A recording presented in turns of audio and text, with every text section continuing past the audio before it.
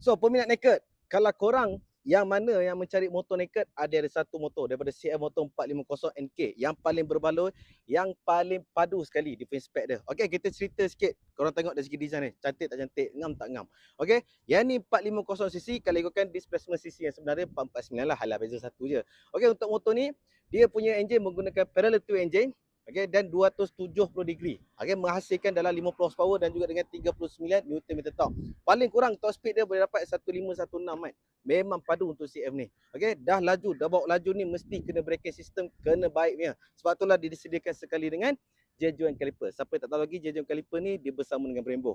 So sama-sama safety, sama-sama baik punya dari segi braking system dia. Okey, untuk motor ni kalau korang tengok dari segi rupa dia memang nampak kepada features, memang nampak cantik. Okey, dengan lampu LED dia datang sekalian DRL.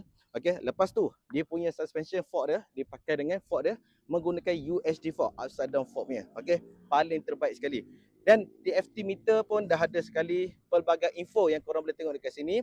Okey, ada traction controlnya dengan ada boleh bluetooth dengan phone, Android, iOS tak ada masalah. Okey, dan boleh bluetooth sekali muzik. Nampak dia punya kecanggihan pada motor ni pun dah ada sekali dah. Okey, motor ni pun ada slipper clutch. Ali cakap tu yang korang, masa launching tu pun kita dah try motor ni, dia punya clutch memang smooth gila. Serius Ali cakap, memang smooth. Okey. Lepas tu yang mana ketinggian macam Adli 168, Adli rasa sangat ngam. Okey, flat foot lah kena pada jalan. Sebab apa? Bila kita tengok naik okay, ketinggian motor ni dalam 795 mm. Okey, kita tarik tongkat, kasih tengok. Nampak? Nak cakap flat foot tu tak adalah, tapi terangkat sikit. Okey, kalau untuk perempuan ke lelaki ke ketinggian sama lebih kurang macam Adli, korang boleh try untuk naked CF ni. Okey, kalau untuk berat dia dalam 189 kg. Okey, tak berat mana pun. Okey, balancing saja. Cun-cun lah. Nak cakap ringan tak ringan, dia medium saja. Okey. So untuk korang semua, kalau siapa yang berminat, Ali ada ready stock warna putih. Okey, harga body yang Ali nak jual 25,888 sahaja untuk harga body CF Motor 450 NK ni. Okey, yang pastinya kita nak bagi 5 tahun waranti, unlimited mileage, siap sekali dengan penghantaran.